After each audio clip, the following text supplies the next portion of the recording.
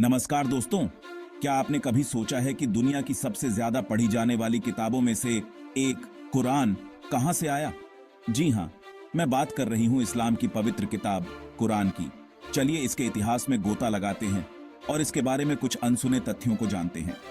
कुरान, जिसका अरबी में मतलब होता है पाठ, माना जाता है कि यह अल्लाह से पैगंबर मोहम्मद को मिला रहस्योद्घाटन है। ये रहस्योद्घाटन 610 ईस्वी में शुरू हुए, मोहम्मद के जीवन के आखिरी 22 सालों में। पहला रहस्योद्घाटन मक्का के पास जबल अल-नूर पहाड़ पर स्थित हीरा नाम की गुफा में हुआ। जरा सोचिए, मोहम्मद, जो ध्यान और चिंतन में समय बिताने के लिए जाने जाते थे, उनके पास जिब्राइल नाम का फरिश्ता आया। जिब्राइल ने उन्हें पढ़ने का आदेश दिया और इसी पल से कुरान के शब्द प्रकट होने लगे। भाषा क्लासिकल अरबी, बेहद खूबसूरत, काव्यात्मक, जटिल और फिर भी बहुत गहरी। अब यह जानना दिलचस्प है कि मोहम्मद के जीवन काल में कुरान एक किताब के रूप में नहीं लिखा गया था, बल्कि इसे याद किया जाता था और चमड़े के टुकड़ों, हड्डियों और यहाँ तक कि पत्तों पर भी लिखा जाता था।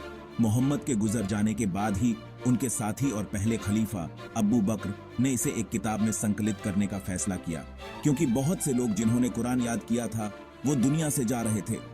आगे चलते हैं तीसरे खलीफा उस्मान इब्न अफ़्फ़ान के शासनकाल में, और हम कुरान के इतिहास में एक और महत्वपूर्ण क्षण देखते हैं।